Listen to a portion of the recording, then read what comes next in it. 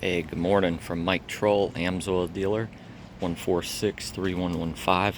This is my 03 Accord V6. You can see I've been losing coolant here for a while. Finally getting around to it. I've got a radiator and a condenser fan motor. Because this fan here, this is the AC fan, hasn't worked for a while. Guys, this is hopefully going to be a one-take video. I just don't have time. This is not a how-to video, just basically documenting what I'm doing. So we're just going to start, removing things and removing hoses. There's no transmission cooler connection on this car because it has this, they call it some kind of fluid exchanger there for that. But this new radiator is universal and it does have the connections, but we won't be using them. Okay, a couple notes. So the bolt that holds the overflow containers right here, 10 millimeter, and same with these and same with these. These are slightly longer than this, and these have these little threaded nuts here, so I don't know if we'll need to transfer those to the new radiator. We'll find out. And then of course I moved the hose clamp back, so at this point, and then we'll be taking these out. Alright guys, this is going pretty quick, thankfully. So, taking out the bolts, top, one on the bottom, and actually if all you're doing is changing this, you can see that one actually slides out. But since I am changing the radiator, I went ahead and took it out. And so at this point, and obviously I had to unplug my connector, but we'll take the new fan motor. There's 3 screws there, and you snap the wire out, and there's a bolt on there. So we'll be changing that out, and then going back in with the new one, hopefully. But I'll give you a shot. So all this came out pretty easily. Oh, and you probably want to drain your radiator. In my case, I'll open it, but it was leaking so bad. I was adding distilled water every day. So there's distilled water in the system, which is nice, and then I'll just be able to refill with the Amsoil 100%. It's biodegradable coolant, actually, and it's good for a super long time. Hey buddy. Buddy says like and subscribe. Looks like this one's an 8 millimeter. Oh, and by the way, I got all these parts off of Rock Auto, so you can look up your car there. No, I'm not sponsored. Wish I was. But speaking of helping out the channel though, go ahead and like and subscribe, share. And actually this here is my website for Amsoil Synthetics. It's what we do mostly on the channel, is install synthetic lubes in various cars. And that's my link. Join my tribe, sign up as a preferred customer to get the best pricing and help out the channel. I'll have links down below. Going with Honda parts is preferable, but when I look at the price, there's certain parts I would only go Honda OEM, and then others, I don't know. I figure I'll take my chance for the big difference in price on some of this stuff. So yeah, it's pretty self-explanatory. Like I said, this isn't a how-to, but things either snap apart. There's little screws, bolts, clips, and we'll see if we can get this new motor in. You can also buy these as an assembly, but it turned out in my case this was less expensive, and I figured all this was fine. There's a really good video on YouTube, a young kid actually doing this. He's probably like 14 or something, and really good videos anyway. But yeah, he was saying if your bolt holes don't line up in the fan, they're offset, so just rotate the motor until the holes line up. And then with installing this, you want to make sure you don't pinch these wires so they're moving freely.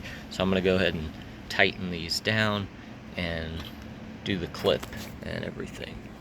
All right, fan goes on one way. It's got like a little, you know, flat side on the adapter that fits into the fan, and then, you know, hold this and tighten your nut down.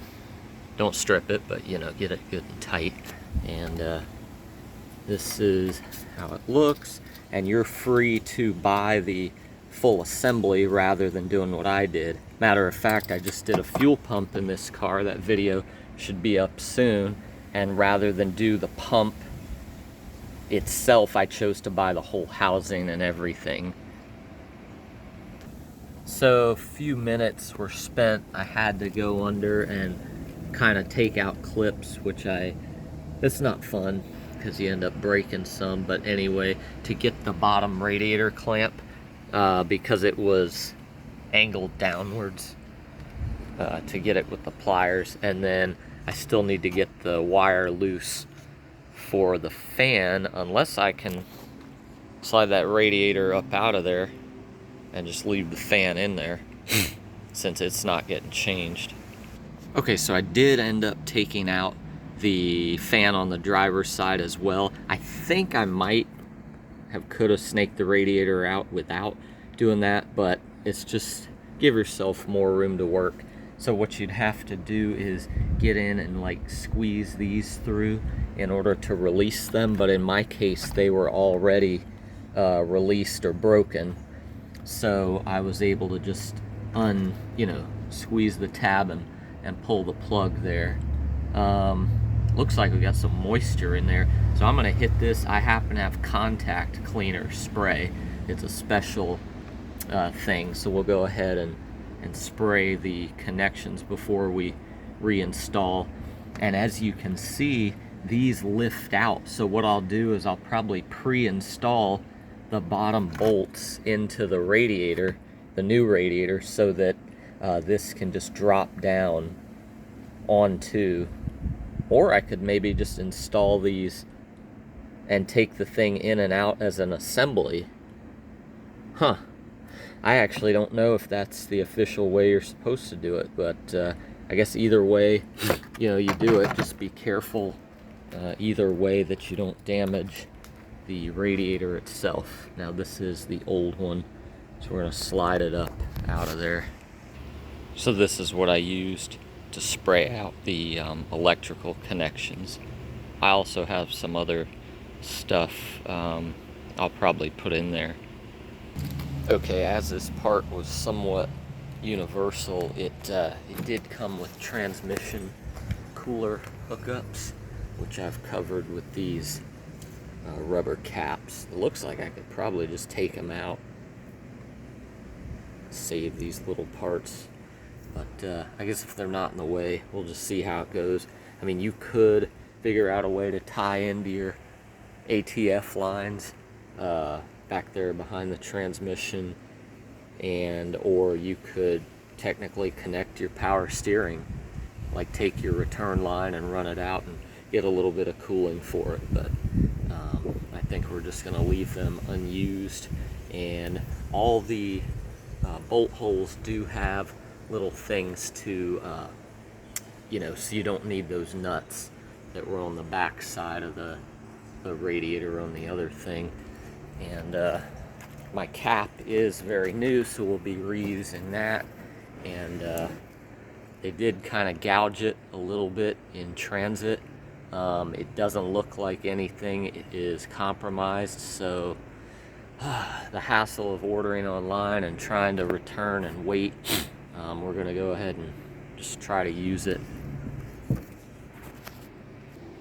So we got it pretty much assembled. One of the downsides of aftermarket parts, remember I was saying this has these little metal things on the back side here.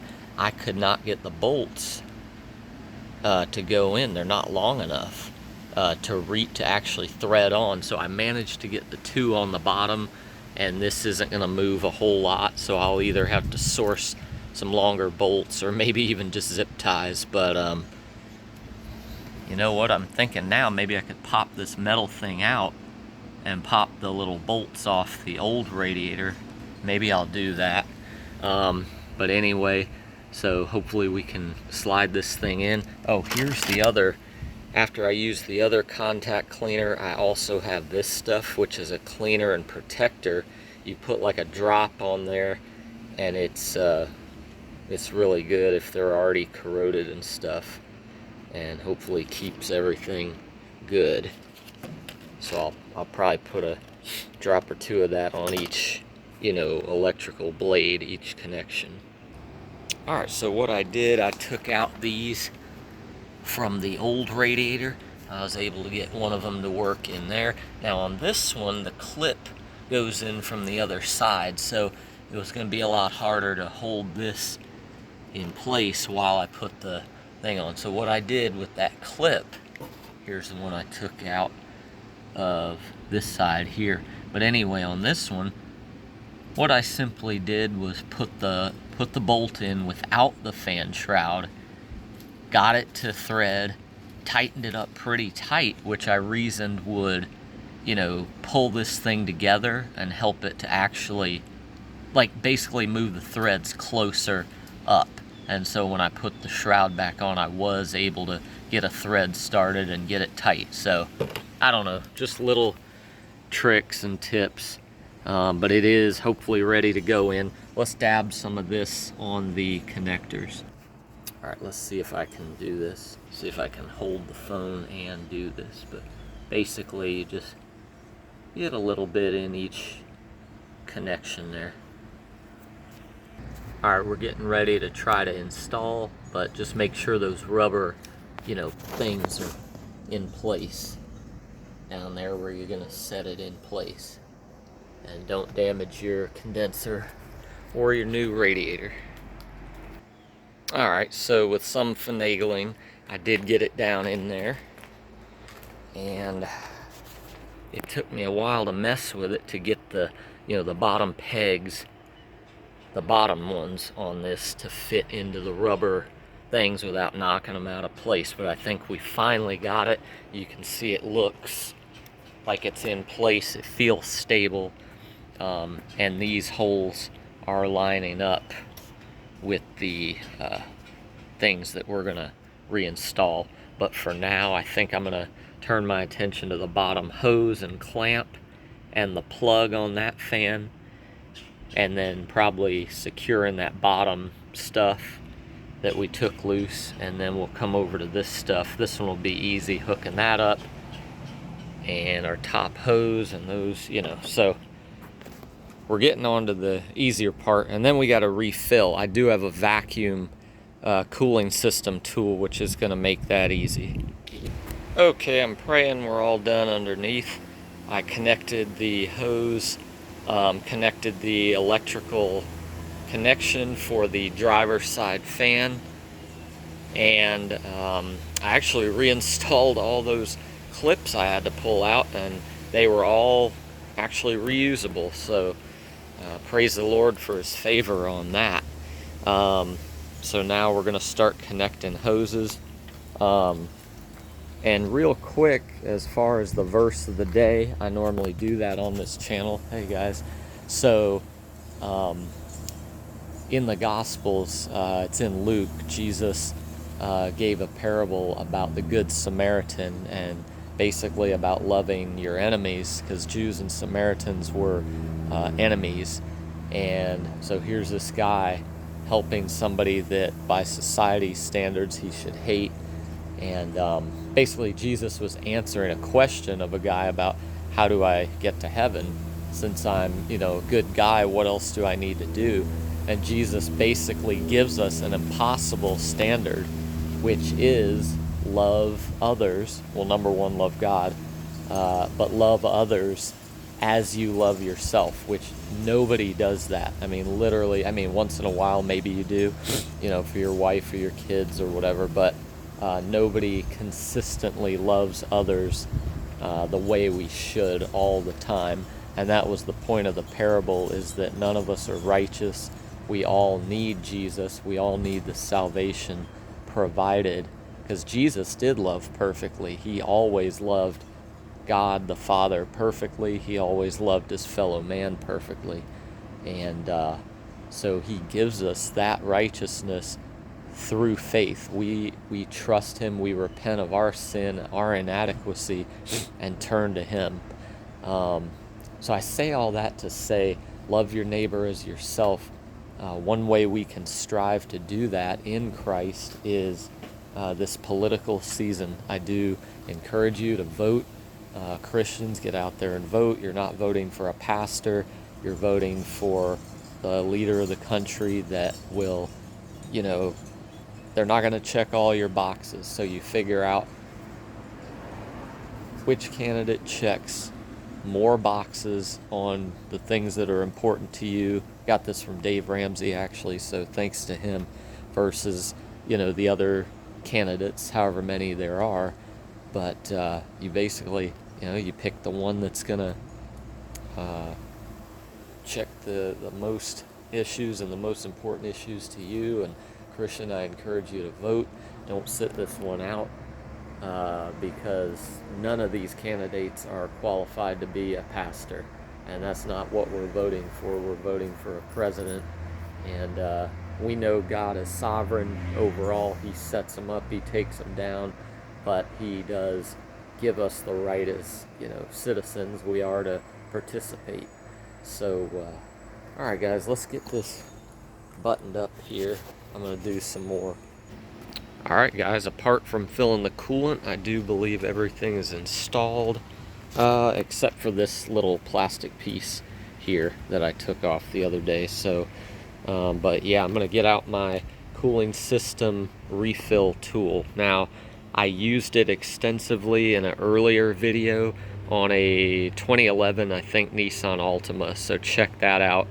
But okay, let's get this thing going. Again, I had distilled water in there, so there's no need to flush this thing. I'm just gonna add coolant, and that should, you know, I don't know exactly if it'll be exactly 50-50, but it should be a good mix of coolant and distilled water.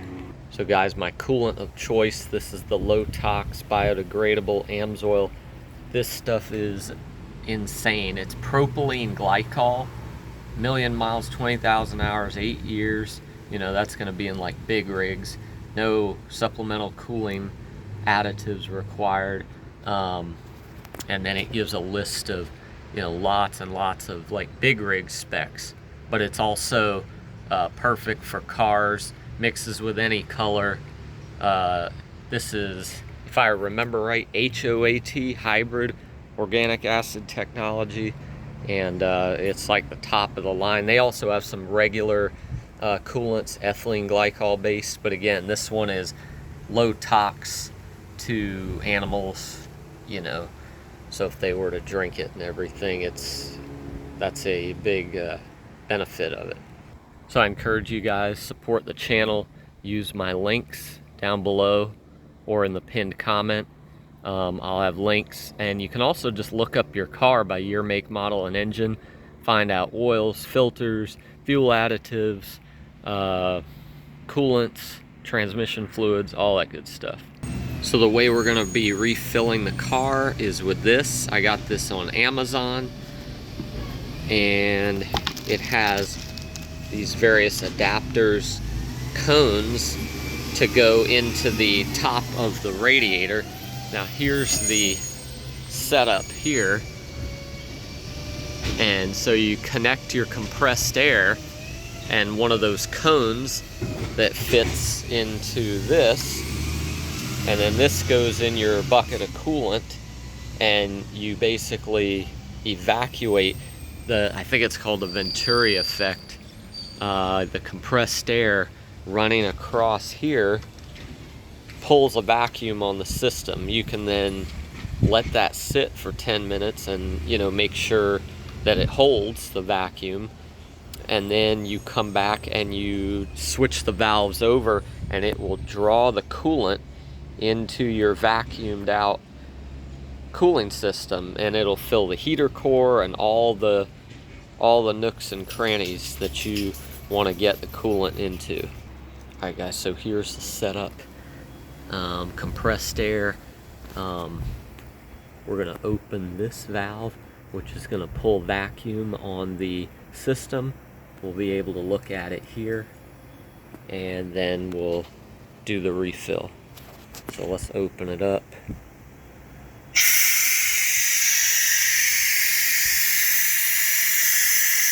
Oh wow, yeah, you can see it already pulling the vacuum down in the system.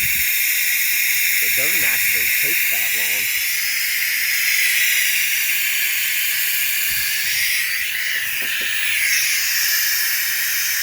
Sorry, it's hard to hold all this stuff. Alright, so my air compressor just kicked on, but look at the cooling hoses. It actually sucks them down to nothing, and yeah, it gets everything cleared out so that it'll then fill the system.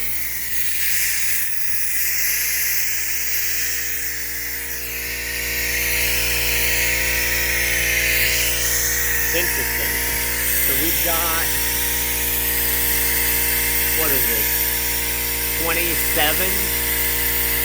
Looks like about 27 inches of mercury.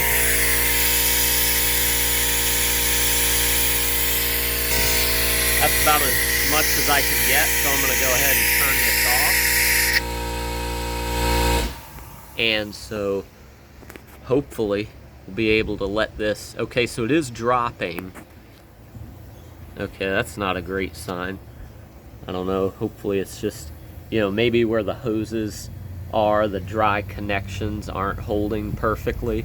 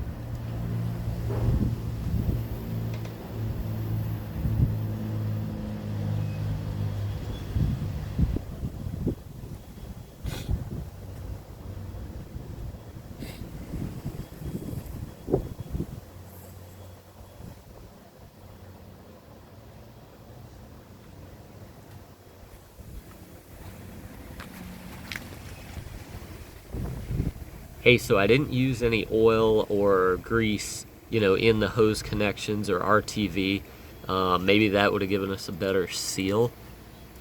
So I'm not sure exactly why this is losing pressure, but at this point, I think I'm just gonna have to go with it and see what happens and hope for the best. I mean, maybe it's the tool. Maybe the tool has a leak. It's been sitting for a while. I don't see any cracks in it. But I don't know where we might be losing vacuum. But I'm going to pull more and see what happens. Alright guys, so I'm going to kill the air and open, and it's going to suck. Wow, look at that. I mean, I don't know if it's going to empty the whole jug or what, but as it fills. And I think you can repeat this process. I think, you know, even if the cooling system's partially full, I think you can draw down vacuum and then, yeah, I don't know if this one jug's gonna be enough.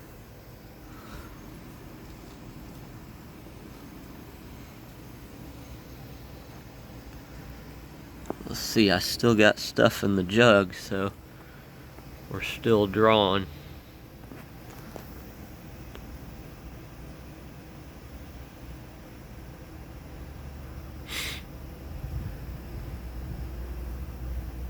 So, alright.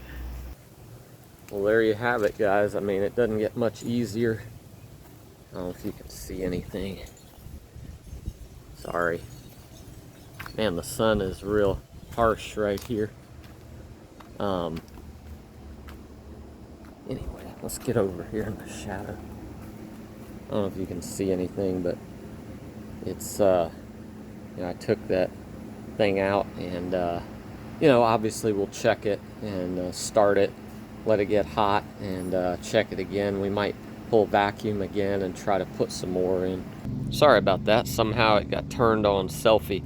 Anyway, I ran it a second time, and it worked a lot quicker, and I think we got it more full. So we're gonna go ahead and start it at this point. I guess I'll leave the cap off. I don't know. I mean, it should be full, so maybe I'll just put the cap on and we'll see what happens. And obviously before I drive it, to work or anything, but, we'll recheck everything. All right, so we started up. Heater's on high. And I actually had the heater on high yesterday before I stopped it, just so I could have it ready. Oh yeah, I need to reinstall the overflow tank. But yeah, we're just gonna monitor, check for leaks, let it get good and hot. Hopefully we get both fans kicking on like they're supposed to. Well, there's normal temperature. Fans haven't kicked on yet, but we're gonna go ahead and go for a test drive. Isn't that right, buddy? What do you say? Oh yeah, buddy says again, like and subscribe. All right, guys, buddy and I were getting too hot, so we went ahead and kicked the air on. So it'll be interesting to see when we get home if it's working, the fans and everything. And we just got home, and both cooling fans had just kicked on for about a minute, and now they just kicked off. So that's really cool, because the AC is not on right now. So that shows you that both fans are working, kicking on when the engine gets hot enough. And ever since I've had the car, only the driver's side fan has worked. So this is gonna help a lot. Probably gonna help the AC to blow colder when I'm sitting at stoplights. And I did just go in and hit the AC button, and I now have both fans whirring away. So I'm pleased with that. So we will continue to monitor this job. We'll monitor for leaks, and we will come back and refill again if necessary. But I'm pretty happy with the way this went. Guys, subscribe, share, like the video, and be sure to use my links for the Amsoil products. Guys, stay tuned. Check out the older videos too. We've done engine oil, transmission, all with the Amsoil products. We don't use the power steering because that's a Honda specific product. But yeah, guys, go ahead, check it out. Thanks for watching. Oh, and as soon as I place another Amsoil order for myself, I will get the Amsoil coolant boost that goes in here. Subscribe and look for a short. I'll probably do a short when we add that in. We'll probably have to pull out some and with a turkey baster, put it in the overflow and then put the coolant boost in. Do it that way. Again, both fans working. That's music to my ears. There's my link, guys. Peace. God bless you.